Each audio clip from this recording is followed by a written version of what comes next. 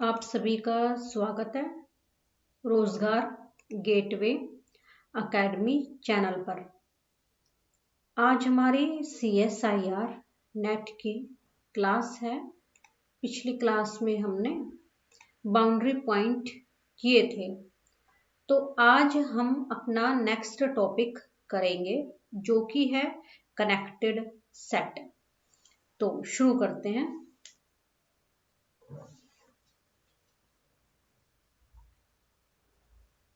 A contained in R is said to be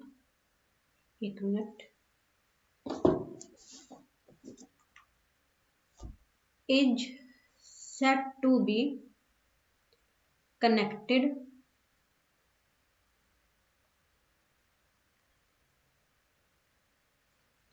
if and only if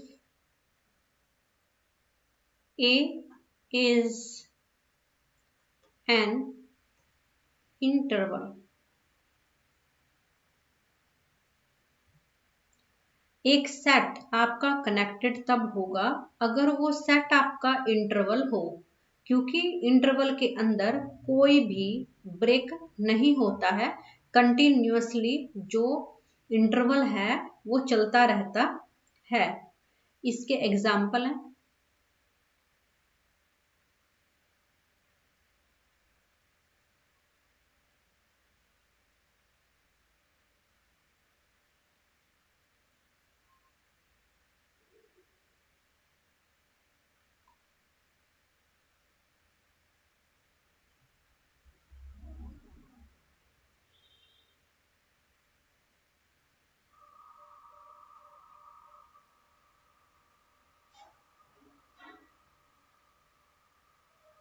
set ए, और बताना है कि connected है या नहीं। सबसे पहले है फाई आपका कनेक्टेड है क्योंकि इसके अंदर कोई भी एलिमेंट नहीं होता। फिर है सिंगलटन सेट, ये भी आपका कनेक्टेड है क्योंकि सिर्फ एक ही एलिमेंट इसके अंदर होता है। फिर है आपका A1 A2, दो एलिमेंट है आपके पास सेट के अंदर, ये आपका कनेक्टेड नहीं है क्योंकि दोनों ही एलिमेंट के बीच में गैप है। फिर है आपके पास finite set A1 A2 AN तक, ये सेट जो है आपका कनेक्टेड नहीं है क्योंकि हर एक एलिमेंट के बीच में गैप है और डेफिनेशन के अकॉर्डिंग वो इंटरवल होता है क्योंकि इंटरवल में कोई भी गैप नहीं होता। सेट ऑफ नेचुरल नंबर्स का, ये भी आपका कनेक्टेड नहीं है। सेट ऑफ इंटीजर्स, ये भी कनेक्टेड नहीं है। सेट ऑफ रेशनल्स, ये भी कनेक्टेड नहीं है। सेट ऑफ इरेशनल्स, ये भी कनेक्टेड नहीं है। रियल नंबर का जो सेट है वो आपका कनेक्टेड है क्योंकि इसे आप माइनस इन्फिनिटी से इन्फिनिटी ओपन इंटरवल भी लिखते हो और इसके अंदर कोई गैप नहीं होता है, इंटरवल के फॉर्म में लिखा जाता है, तो इसलिए ये कनेक्टेड है। ठीक है, आगे जो भी इंटरवल्स होंगे आपके वो कनेक्टेड होंगे अगर उनमें से कोई भी एलिमेंट सब्ट्रैक्ट नहीं किया गया है। नेक्स्ट है आपका फंक्शन। अब हम अपना फंक्शन करेंगे। कनेक्टेड सेट सिर्फ यहीं तक था।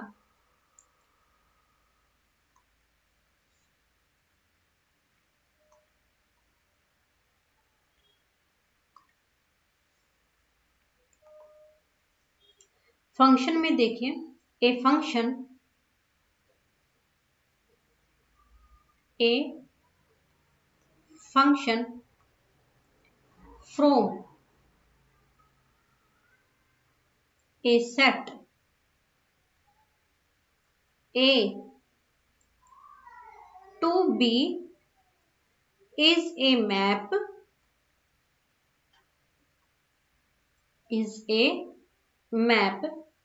that assign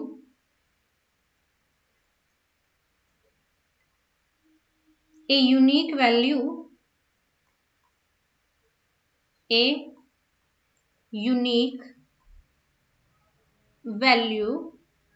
to each element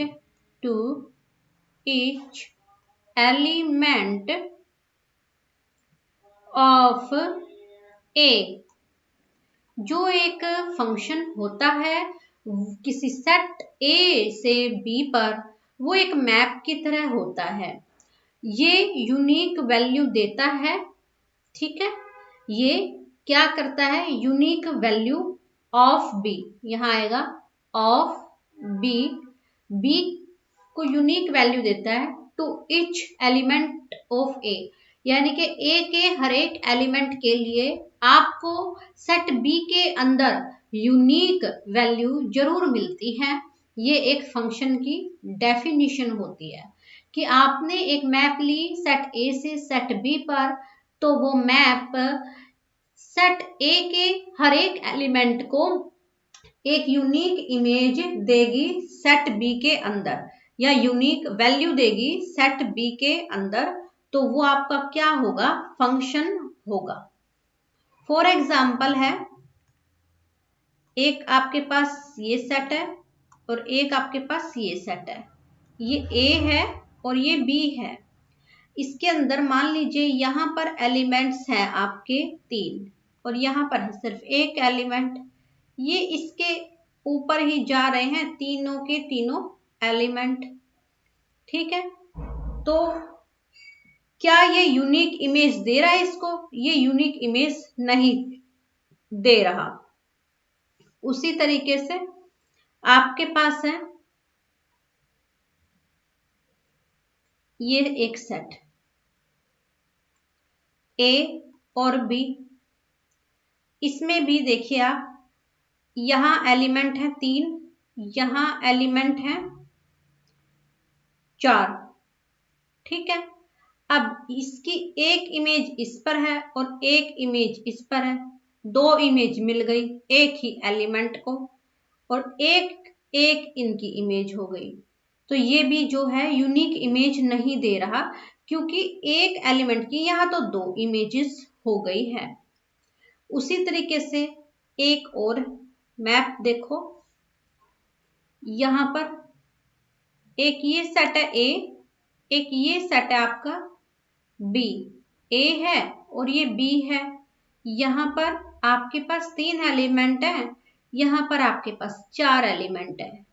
इसने यहां दे दी, इसने यहां दे दी, इसने यहां दे दी, तो ए के सभी एलिमेंट के लिए इमेज मिल चुकी है यूनिक। चाहे बी के अंदर कोई एलिमेंट रहे भी एक्स्ट्रा, कोई फर्क नहीं पड़ता। तो ये आपका क्या है, एक सेट हो गया, यानी कि ये आपका एक फंक्शन हो गया है, ठीक है। अब जब ये आपका एक फंक्शन है तो यहां से एक बात क्लियर है कि आपके पास सेट ए के जितने भी एलिमेंट हैं उनके लिए यूनिक इमेज होनी जरूरी है। बी में एक्स्ट्रा एलिमेंट हो सकते हैं, पर ए के अंदर कोई भी एलिमेंट बिना इमेज का नहीं होना चाहिए। जैसे कि आप अपने घर में जब आप टेलीविजन चलाते हो तो उसके अंदर जो रिमोट कंट्रोल है आपका, रिमोट के अंदर जो एक बटन है उसका एक ही फंक्शन होता है। किसी भी बटन के 2 फंक्शन नहीं होते हैं, हर एक बटन का अपना एक ही फंक्शन होता है। कि भाई चैनल अगर आगे करने वाला कोई बटन है तो उस बटन से आप पीछे नहीं कर सकते, दूसरा बटन होगा जिससे आप चैनल्स को पीछे कर सकते हो। तो यही तो जो आपका रिमोट हुआ टेलीविजन का, वो आपका एक तरीके से फंक्शन हुआ। क्योंकि उसके अंदर हर एक बटन अपना अपना काम करता है।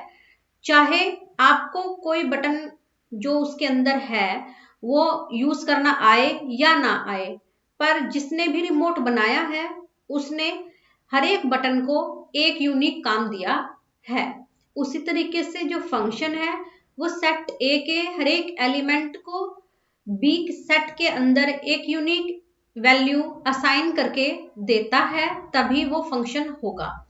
ठीक है। अब आगे है हमारे पास वेल डिफाइंड फंक्शन कौन से होते हैं। तो वेल डिफाइंड को देखिए,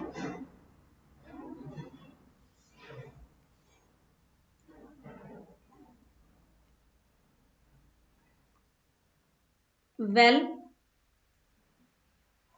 डिफाइंड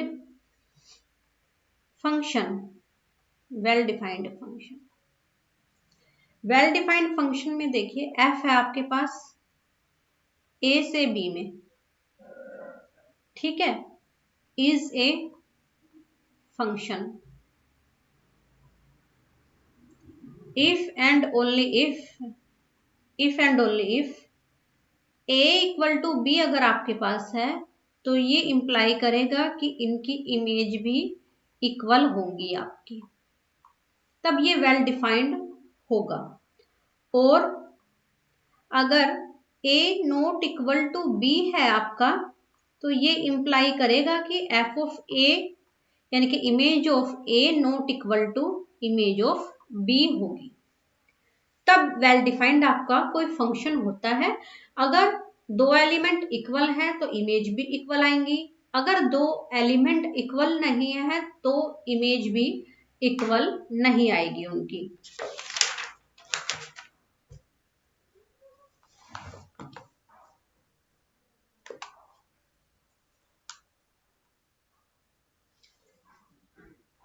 ये है मान लीजिए एक सेट आपका और एक ये सेट आपका, ठीक है।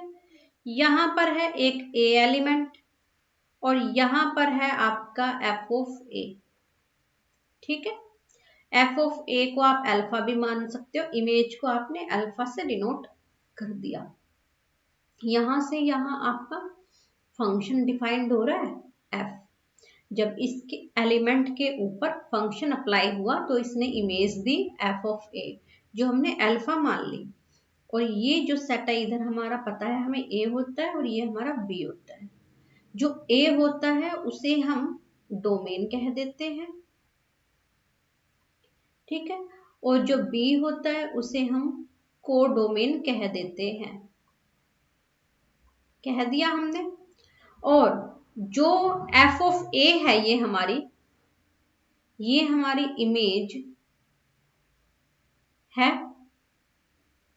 ऑफ ए की, और जो ये ए है ए ये हमारी प्री इमेज ऑफ ए है, अल्फा है, प्री इमेज ऑफ अल्फा है ये, ठीक है। अब आगे बात आती है रेंज की। तो रेंज ऑफ एफ क्या होगी, कलेक्शन है ये इमेजेस की, ठीक है, इमेजेस की कलेक्शन है ये, क्लियर है। और रेंज कंटेन करती है कोडोमेन के अंदर, ठीक है। तो जो आपका सेट ए है वो डोमेन है, सेट बी कोडोमेन है। ए के अंदर ए एलिमेंट होंगे, बी के अंदर एफ ऑफ ए होंगे जिन्हें अल्फा से डिनोट कर देंगे। ये इमेज ऑफ ए है और ए जो यहाँ पर है वो प्री इमेज ऑफ अल्फा है। रेंज होती है कलेक्शन ऑफ ऑल इमेजेस और रेंज जो है कंटेन करती है कोडोमेन के अंदर। रेंज कोडोमेन के इक्वल भी हो सकती है और उससे छोटी भी हो सकती है, ठीक है। अब देखिए आगे,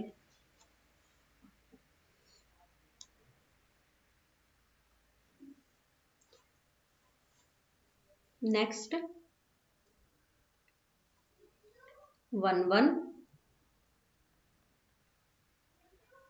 वन वन या इंजेक्टिव इंजेक्टिव,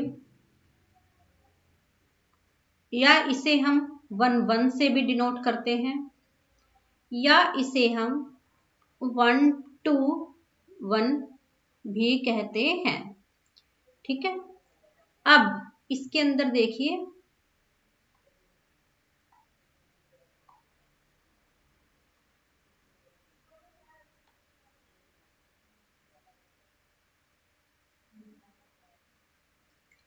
इसके अंदर अब देखिए, distinct elements of domain, distinct elements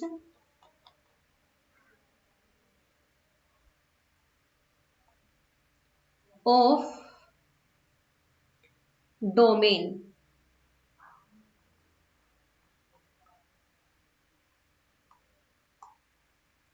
distinct elements of domain है ये, हैव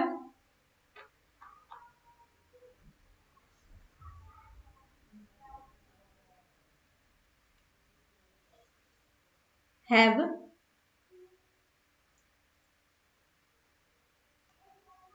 डिस्टिंक्ट इमेजेस।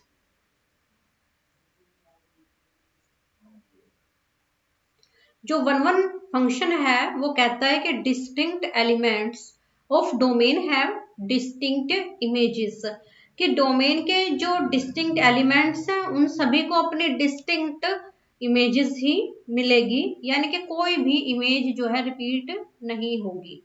जैसे एक सेट ये है और एक सेट ये है, यहां पर अगर आपके पास 2 एलिमेंट हैं तो इन्हें अपनी यूनिक इमेज मिलेगी।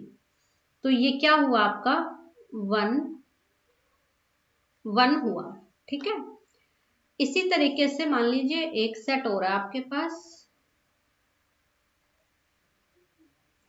और एक ये है सेट, ए है और बी है।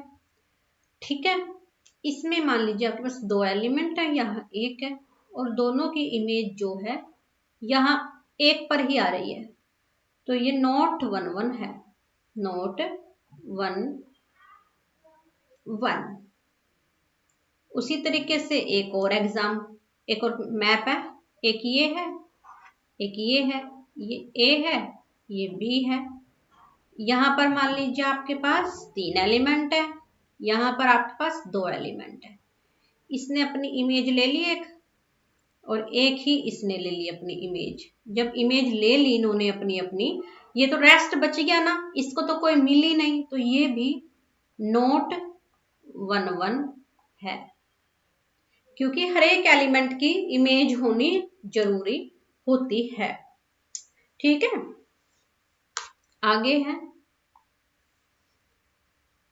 जब आप क्वेश्चंस सोल्व करोगे तो उस टाइम पर आप कैसे लिखोगे इसे, if a not equal to b, definition क्या हुई, अगर a not equal to b है, it implies f of a not equal to F of b for all A B belongs to domain.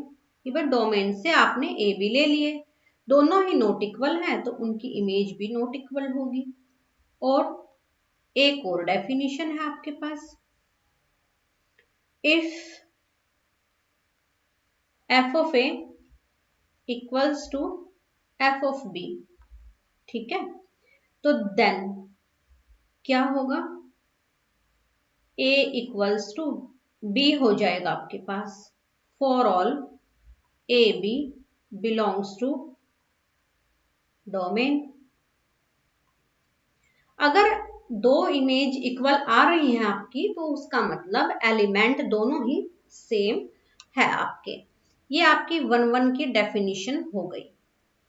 Next है आपके पास how to check the graph, very important है।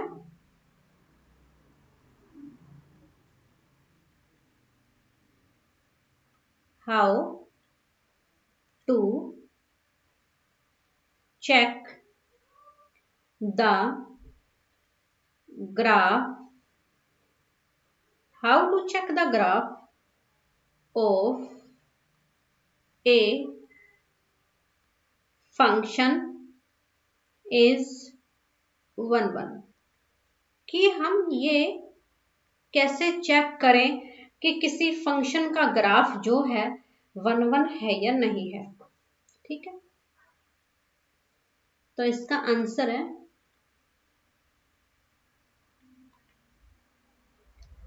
any line parallel to any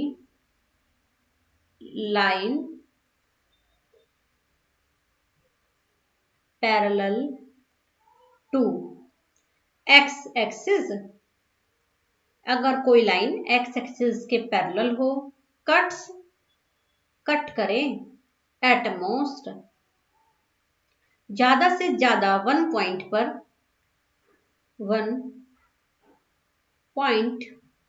पर of the curve of a function, किसी function की curve को वो graph सिर्फ एक बार ही कट करे ज्यादा से ज्यादा, तब वो आपका 1 1 होगा। ठीक है, तब वो आपका ग्राफ क्या होगा, 1 1 होगा। तो इसको अब हम अपने इससे देखेंगे चेक करके। ठीक है, तो चलिए ग्राफ देखते हैं। सबसे पहले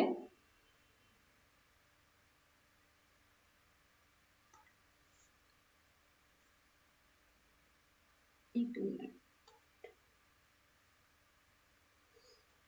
चलिए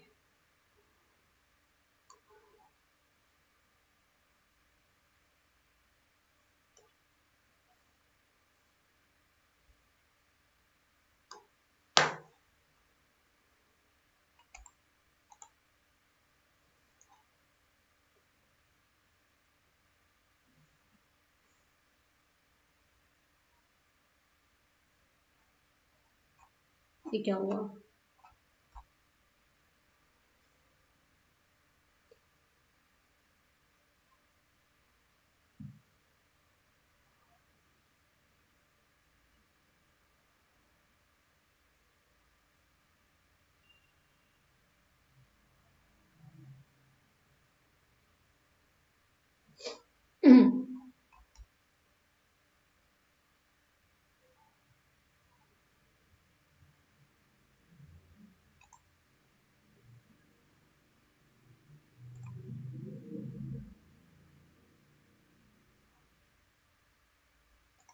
अब चलेगा ये।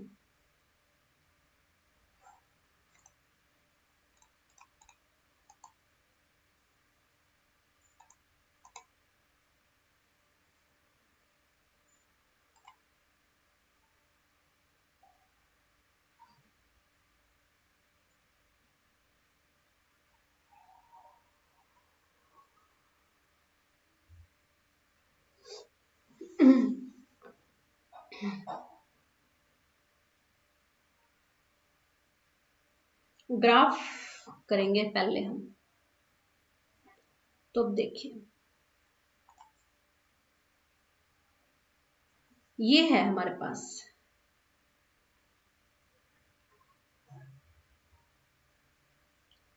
इसमें क्या है हमारे पास, ये x एक्सिस है और y एक्सिस है।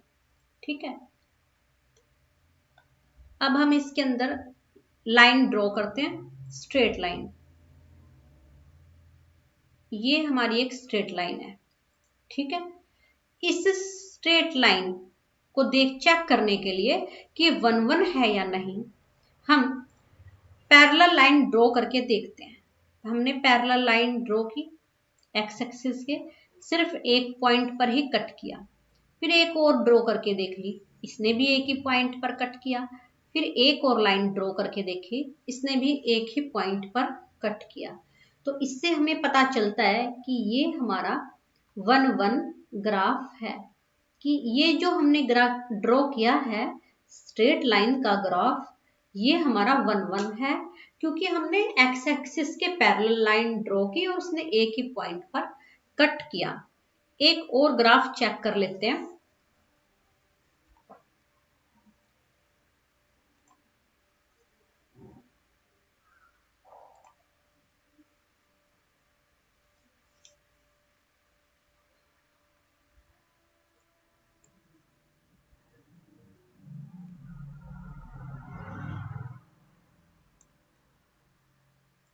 अब इसे देखते हैं।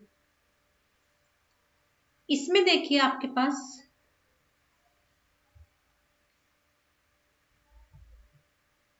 ये x है, ये x डैश, ये y डैश। अब की बार हम ये सोच लेते हैं कि हमारा ग्राफ जो है किसी और शेप का है, यानी कि पैराबोला शेप का है हमारा ग्राफ। जब पैराबोला शेप का ग्राफ है तो 1 1 चेक करने के लिए हमें क्या करना होगा, हमें तो parallel to x axis line draw करनी होगी। तो हमने ड्रॉ की, इस लाइन ने इस ग्राफ को 2 पॉइंट्स पर काट दिया, पर डेफिनेशन के अकॉर्डिंग एक ही पॉइंट होना चाहिए। उसी तरीके से एक और लाइन ड्रॉ करके देखी, इसने भी 2 पॉइंट पर कट किया। फिर एक और लाइन ड्रॉ की, इसने भी 2 पॉइंट पर कट किया। और लाइन ड्रॉ करके देख लो, ये भी 2 पर कर रही है, पर डेफिनेशन कहती है कि सिर्फ एक होना चाहिए। तो ये जो ग्राफ हुआ हमारा, ये नोट 1 1 हुआ, ये नोट 1 1 है हमारा, क्योंकि इस ग्राफ ने बताया हमें कि जब हम कोई लाइन अपनी ड्रॉ करते हैं पैरेलल टू एक्स एक्सिस, तो वो 2 पॉइंट पर कट कर रही है, और अकॉर्डिंग टू डेफिनेशन वो लाइन ग्राफ को एक पॉइंट पर ही कट करे, तब वो 1 1 होता है। तो ये तो नोट 1 1 है, और स्ट्रेट लाइन वाला ग्राफ हमारा 1 1 है। तो इस तरीके से हम जो है ग्राफ को चेक करते हैं कि ये 1 1 है या नहीं है। फिर नेक्स्ट है हमारे पास इसके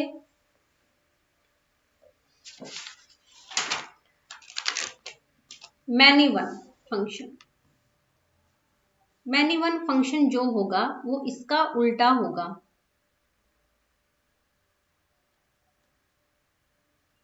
मैनी वन फंक्शन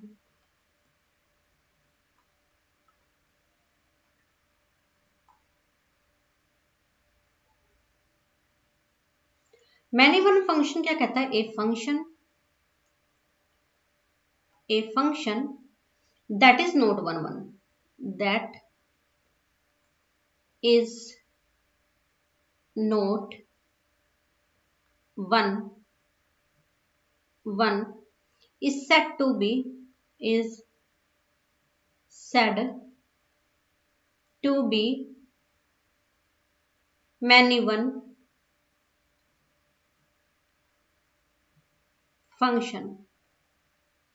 एक फंक्शन जो 1 1 नहीं है उसे हम मैनी वन फंक्शन कहेंगे। ठीक है, जैसे कि फिगर है, सेट ए है, सेट बी है, ये ए है और ये बी है। यहां पर हमारे पास 2 एलिमेंट है, यहां पर 1 एलिमेंट है, दोनों ही इस पर इमेज अपनी बना रहे हैं जब इस पर फंक्शन अप्लाई होता है। तो ये जो है आपका मैनी वन हुआ, क्योंकि ये 1 1 नहीं है। मन वन जो 1 1 होगा उसमें तो डिस्टिंक्ट एलिमेंट है, डिस्टिंक्ट इमेजेस, इसमें तो 2 एलिमेंट की सेम इमेज है, तो ये मैनी वन हुआ आपका। इसका एक एग्जाम्पल भी है हमारे पास।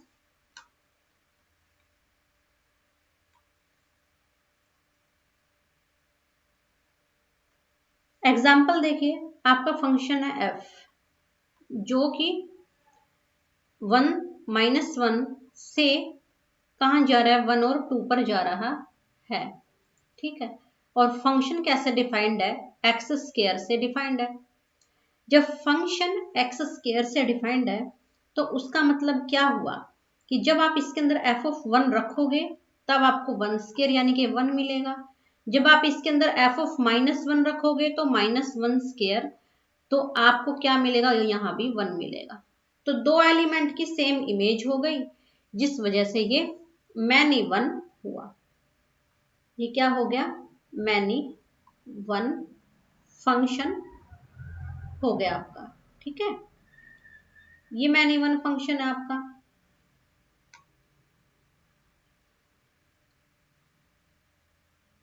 ठीक है, ये नेक्स्ट देखते हैं ऑन टू फंक्शन।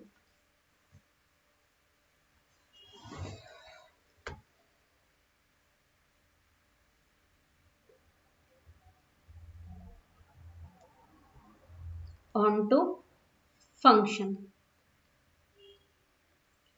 अब ऑन टू फंक्शन क्या होता है। A function f, a function f a to b is said to be onto if range of function equals to b, यानी के रेंज कोडोमेन के बराबर हो। रेंज अगर कोडोमेन के बराबर है तो वो आपका ऑन टू फंक्शन होगा। ठीक है, इसके लिए एग्जाम्पल है,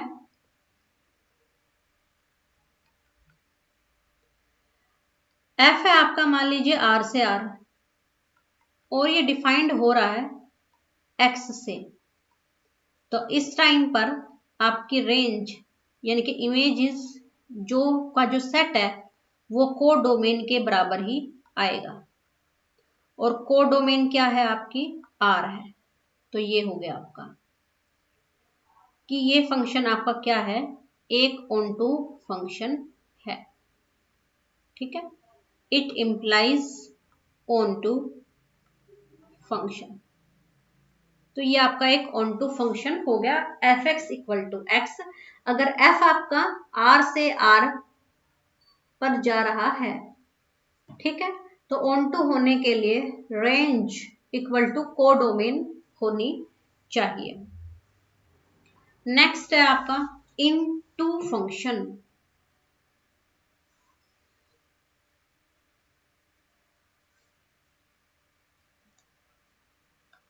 into function,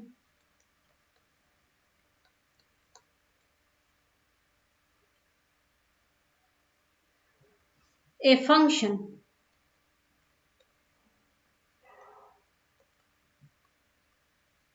f from a to b is said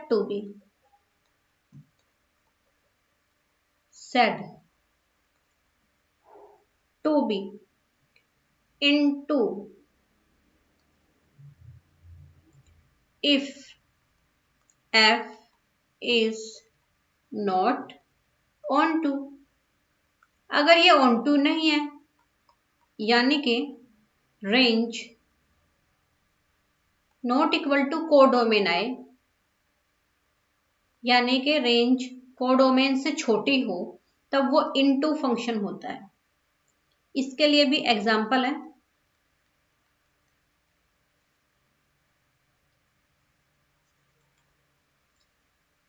example में देखिए आपका फंक्शन है f from R to R. F आपका अगर आर टू आर है और डिफाइंड है एफ कैसे, फंक्शन मान लीजिए आपने साइन एक्स का ले लिया। ठीक है, तो sine x is not onto, इस टाइम पर साइन एक्स आपका ऑन टू नहीं है। ठीक है, इट इज n into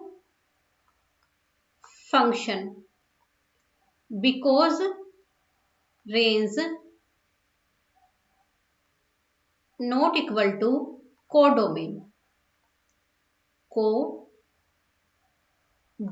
क्योंकि रेंज इस केस में क्या आएगी, -1 से 1 आएगी, जो कि कोडोमेन r के बराबर नहीं होती है।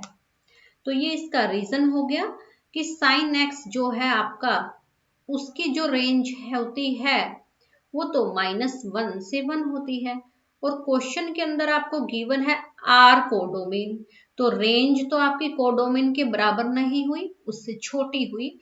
तो इसीलिए आपका जो फंक्शन साइन एक्स है, अगर वो r से r पर डिफाइंड होता है तो वो आपको जो है इनटू फंक्शन देगा।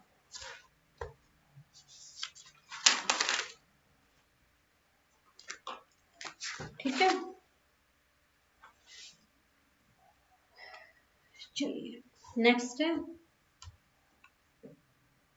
Bijective function.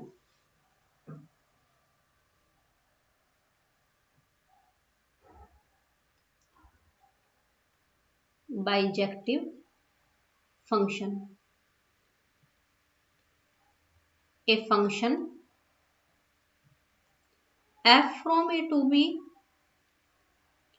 is said to be bijective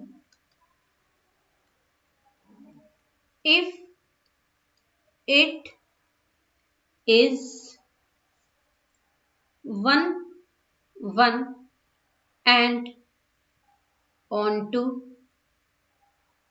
both। अगर आपका कोई फंक्शन बाइजेक्टिव है तो वो तब होगा अगर वो फंक्शन 1 1 भी हो और onto भी हो। तो इसके लिए हमारे पास कुछ एग्जाम्पल्स हैं, वो करते हैं हम।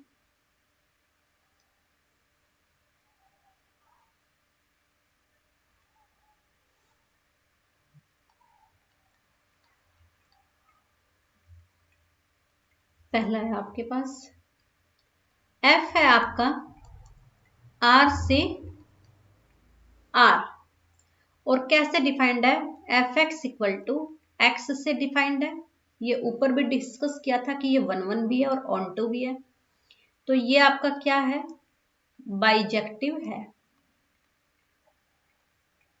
ये आपका क्या है, बाइजेक्टिव फंक्शन है।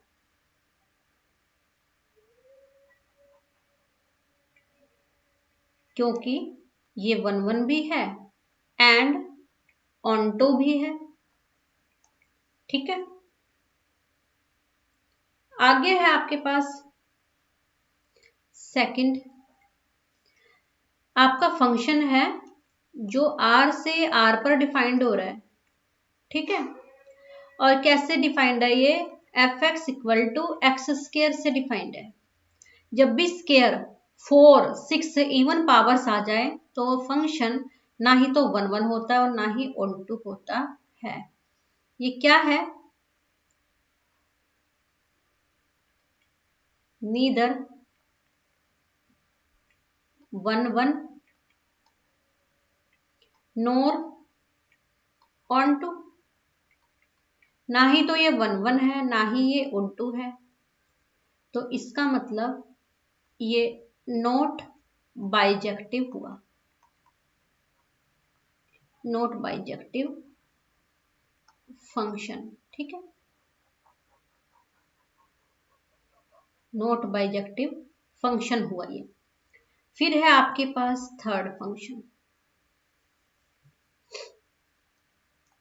थर्ड देखिए, अगर आपका फंक्शन f r से 0, इंफिनिटी इंटरवल पर डिफाइंड है और लिया गया है ये f x equal to x square के अकॉर्डिंग, तो इस केस में ये ऑन टू तो बन जाएगा। ठीक है, बट नॉट 1 1 1 1 नहीं होगा। तो जब 1 1 नहीं है तो इसका मतलब ये नॉट बाइजेक्टिव फंक्शन हुआ। ठीक है, नॉट बाइजेक्टिव फंक्शन। ये बात हुई। दोनों ही होने जरूरी होते हैं, अगर एक भी नहीं है तो फंक्शन बाइजेक्टिव नहीं होगा। फिर फोर्थ एग्जाम्पल है आपका। फोर्थ एग्जाम्पल में आपको दिया हुआ है f from R to R और डिफाइंड कर दिया ये साइन एक्स से। ऊपर ही डिस्कस किया है, ऑन टू नहीं है, तो इसका मतलब क्या हो गया कि भाई ये आपका नोट ऑन टू है, तो इसका मतलब ये आपका नोट बाइजेक्टिव फंक्शन, तो ये आपका बाइजेक्टिव फंक्शन भी नहीं है। ठीक है, ये हुआ। आगे फिफ्थ एग्जाम्पल है आपका।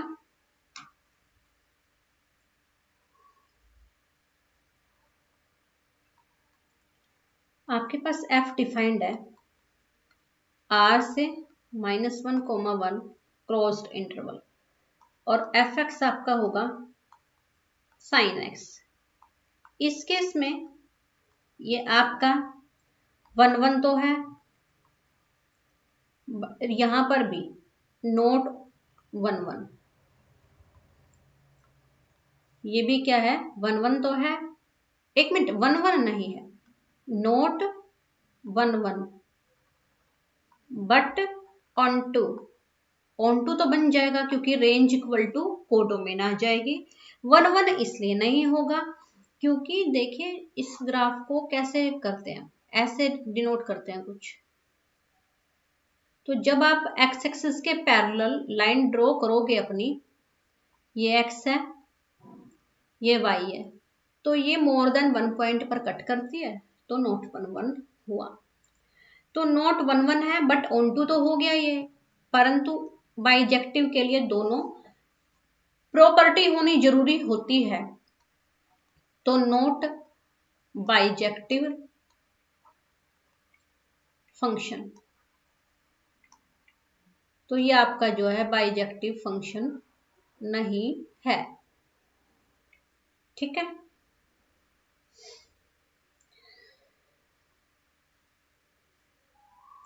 सिमिलरली एक केस और ले लो, सिक्स्थ केस है आपके पास। एफ आपका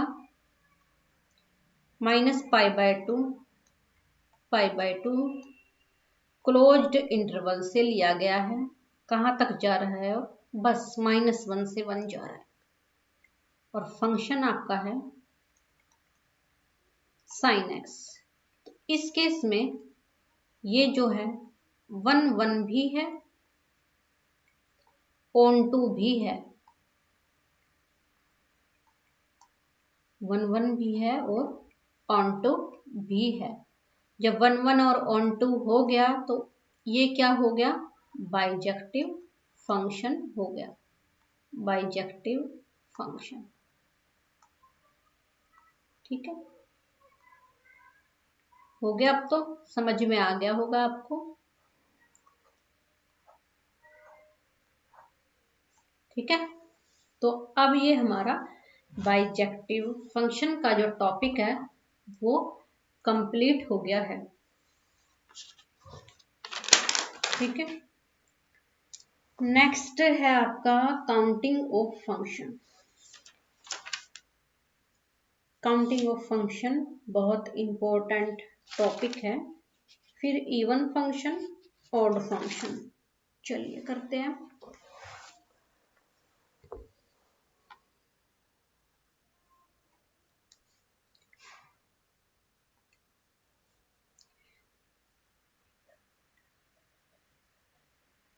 काउंटिंग ऑफ फंक्शन। चलिए, total number of function, total number of functions from A set A to set B क्या होंगे? कार्डिनलिटी ऑफ B की पावर कार्डिनलिटी ऑफ A, ये टोटल नंबर ऑफ फंक्शंस होंगे। और एक तरीका है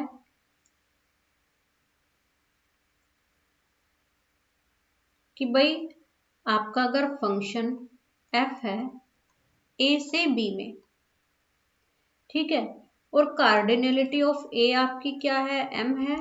कार्डिनलिटी ऑफ b क्या है आपकी? n है। तो क्या होगा इस केस में? आपके पास दो केस बन जाएंगे। पहला केस आपका बनेगा, वेरी इंपॉर्टेंट है ये, if m less than n, यानी कि a के एलिमेंट कम हो b से। तो उस केस में आपके पास क्या होगा? पहला है total number of function, total number of function from set A to set B क्या होंगे? एक मिनट,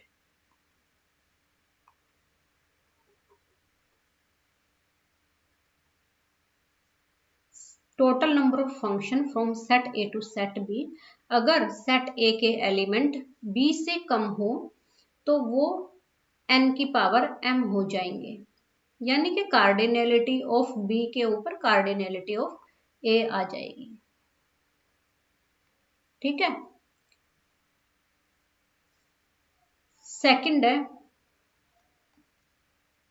total number of one one function, total number of one one functions, total number of one one functions from set A to set B, वो क्या होंगे? One one functions NCM dot M factorial, ये होंगे। ठीक है, NCM dot M factorial. अगर आपके m जो है लेस देन n हो उस केस में, इसे हम एक नोटेशन से और भी डिनोट करते हैं, NPM से। तो एक आप ऐसे भी लिख सकते हो कि आपके वन वन फंक्शंस जो है टोटल कितने होंगे अगर a के अंदर एलिमेंट कम हो b से, तो NPM, दोनों में से कुछ भी लिख सकते हो। फिर है third total number of many one, total number of many one functions from set A to B कितने होंगे आपके पास? n की power m minus n c m factorial.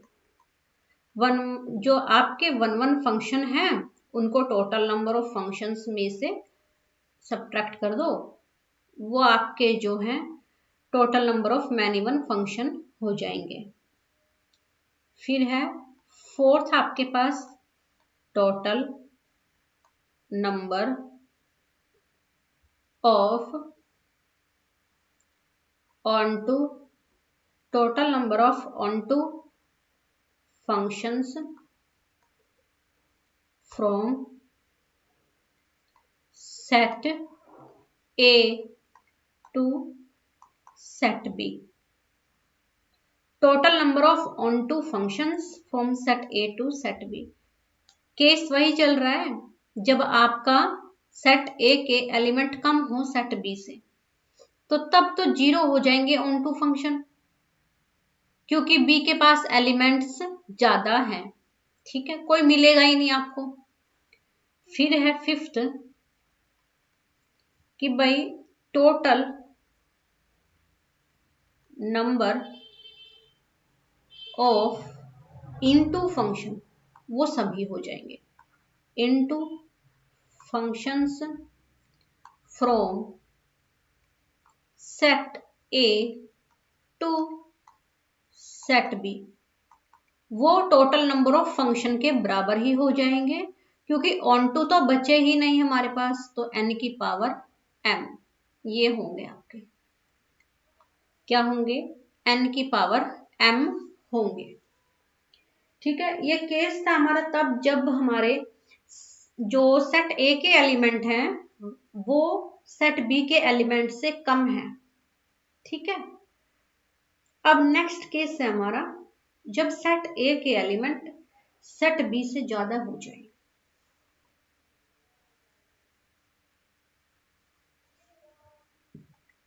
Next case है केस टू। केस टू कहता है हमारे पास कि आपका m सेट ए के एलिमेंट ज्यादा हो गए हैं सेट बी से। तो देखिए पहला टोटल नंबर ऑफ फंक्शंस, वही चलेंगे same, total number of functions from set A to set B, set A to set B, वही n की पावर में m होंगे भाई। सेकंड है टोटल नंबर ऑफ वन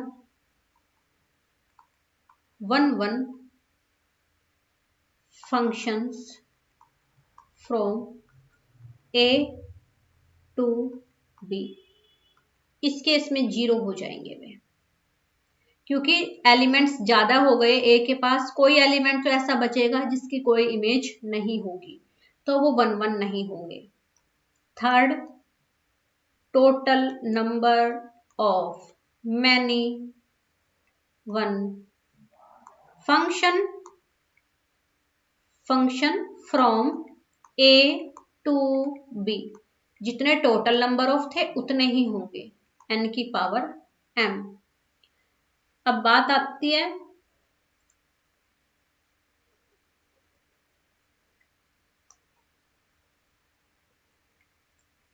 किसकी, ऑन टू और इनटू फंक्शन की। तो फोर्थ है total number of onto function from set A to set B.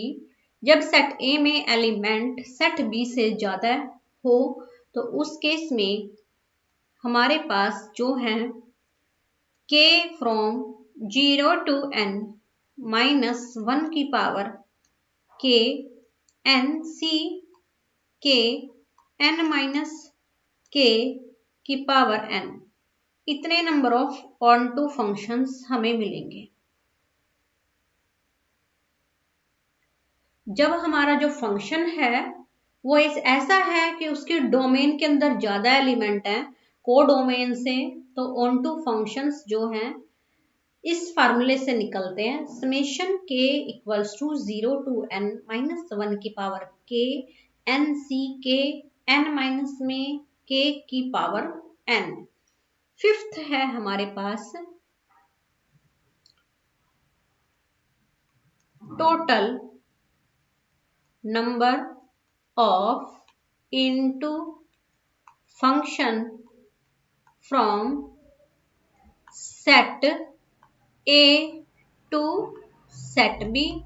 Onto इतने हैं तो इनटू टोटल में से माइनस कर देंगे ऑन टू को, वो बचेंगे हमारे। तो n की पावर में m, n की पावर में m, ये तो है हमारा टोटल नंबर ऑफ, और इसमें से हम इनटू वाले जो हैं उसे माइनस कर देंगे। तो summation k equals to 0 to n, क्योंकि n छोटा है, -1 की पावर k, ठीक है, n c k n minus k की पावर n, ये हुआ हमारे पास।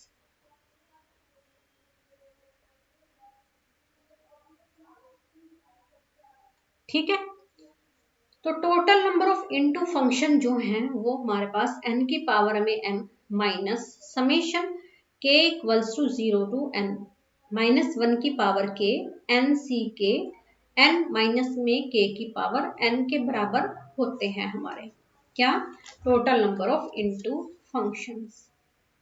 अब है लास्ट केस हमारा, जो कि हमें कहता है केस थर्ड, कि आपने n ग्रेटर देन m की भी बात कर ली और m ग्रेटर देन n की भी बात कर ली, और अगर दोनों ही इक्वल हो जाएं तो तब क्या होगा, उस केस में भी हमारे पास फार्मूला है कि भाई total number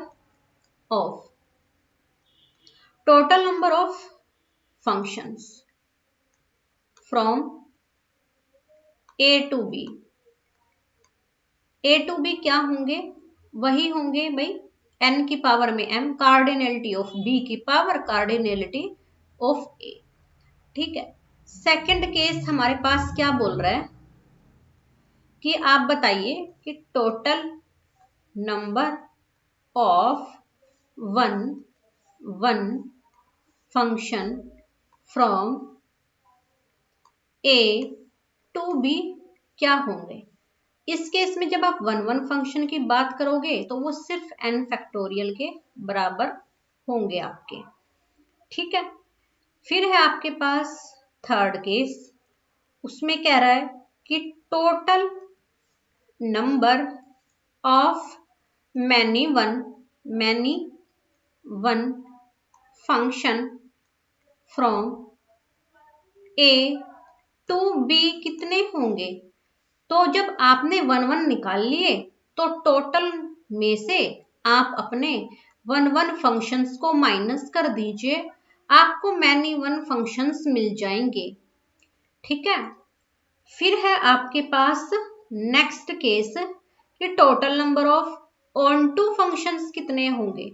total number of onto function from a to b, a to b आपके पास total number of onto functions कितने होंगे, वो भी आपके n फैक्टोरियल ही होंगे, क्योंकि इस बार बात बराबर के सेट की हो रही है।